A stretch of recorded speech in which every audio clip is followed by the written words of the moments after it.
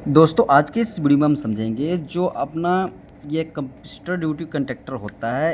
ये जो यूज़ करते हैं हम उसको किस तरह से यूज़ करते हैं और कैसे इसका सिलेक्शन करते हैं, और साथ ही साथ इसमें हम अपने जो कैपेसिटर पैनल लगाते हैं तो उसमें कैपेसिटर बैंक होते हैं, उनकी साइज़ कितनी कितनी साइज़ में आती है उसको हम इस वीडियो में देखने वाले हैं।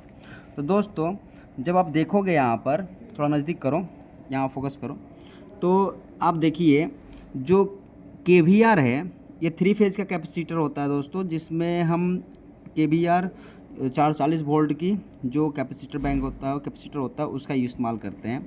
तो अगर 3 केवीआर का है तो उसके लिए 3 जो अपना MOC 3 टाइप का कैपेसिटर कंडक्टर होगा उसका इस्तेमाल करते हैं। जैसे कि यहाँ पर देखोगे तो इसमें क्या है, MOC 25 है, मतलब ये MOC 25 का कंडक्टर है, ठीक है। और MOC जो 3 है वो 3 केवीआर के लिए यूज़ किया जाता है, और MOC जो 5 है वो 5 केवीआर का, नज़दीक करो।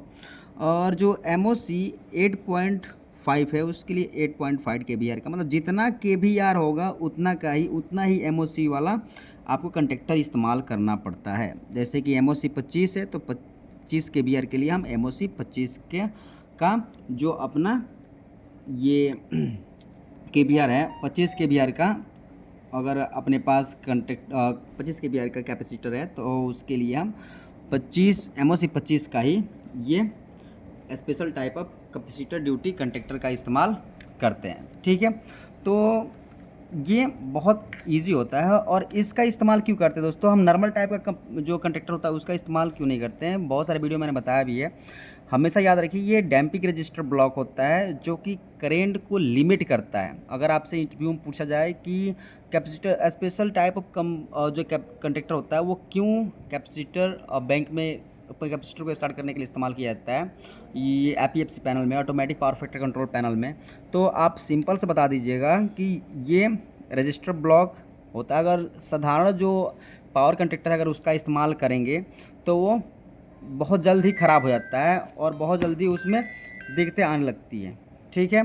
तो उस दिक्कत को दूर करने के लिए, मतलब कि क्योंकि इसकी जो सिंपल बात बताऊं तो ये हाई अमाउंट ऑफ इनरस करंट लेता है। स्टार्टिंग में जो कैपेसिटर होता है वो बहुत ज़्यादा करंट लेता है, तो उसको दूर करने के लिए ये डैम्पिंग रजिस्टर ब्लॉक का इस्तेमाल किया जाता है, जो कि सीरीज, और ये आप देखो यहाँ से पावर आता है और यहाँ पर पावर आउट होता है। एक तरफ से पावर आता है और एक तरफ से पावर आउट होता है, तीनों फेज में, और ये जाकर के कैपेसिटर से जुड़ जाता है।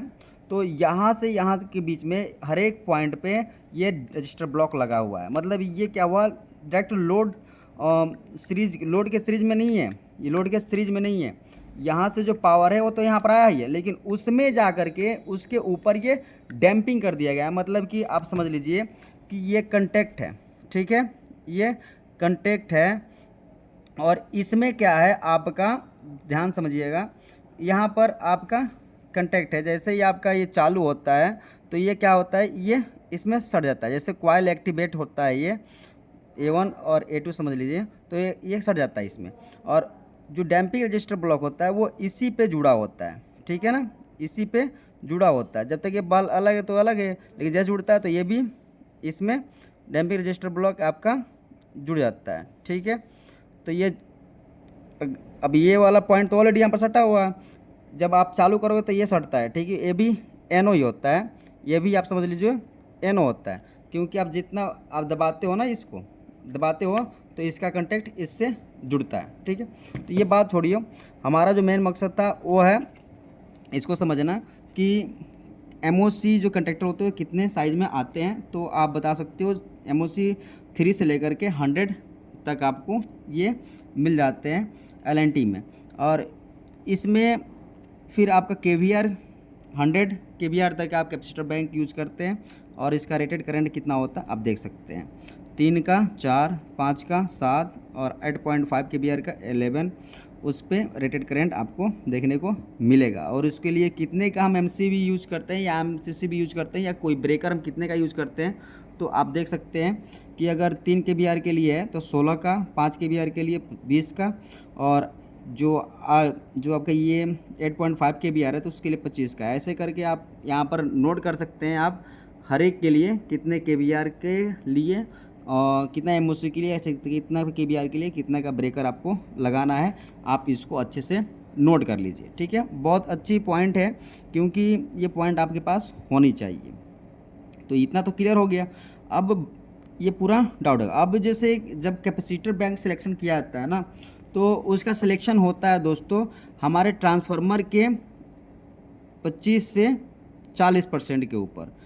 जब हम कैपेसिटर बैंक यूज करते हैं ना, तो उसमें क्या होता है, जैसे 1000 केवीए का हमारे पास ट्रांसफार्मर है, केवीए का ट्रांसफार्मर है, तो उसका 25 से 40, तो 25% निकालोगे तो 250 के हो जाएगा, और 400 का 40 1000 का 40% निकालोगे तो आपका हो जाएगा 400।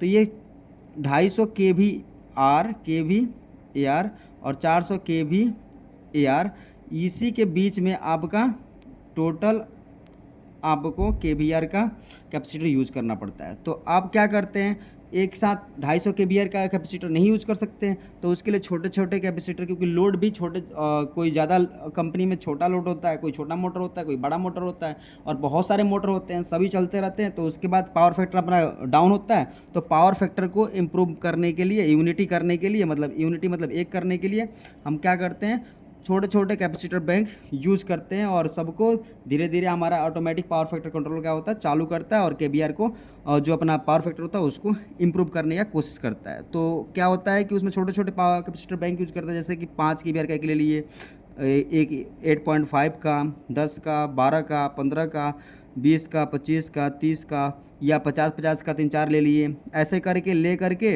हम क्या करते हैं, हम कहाँ तक कंप्लीट कर लेते हैं, जब हमारा लोड के अनुसार, जितना बड़ा बड़ा लोड होगा उसके अनुसार हम कैपेसिटर बैंक यूज करते हैं। तो यहाँ पर टोटल मिला करके हम क्या कर लेते हैं, 250 से 400 के बीच में हम केवीआर को कंप्लीट कर लेते हैं। और इन सब को जोड़ने के बाद हमारा क्या होता है, हमारा लगभग 400 से 400 करीब में आता है। अब ज़्यादा लोड होगा 400 करीब में जाएगा।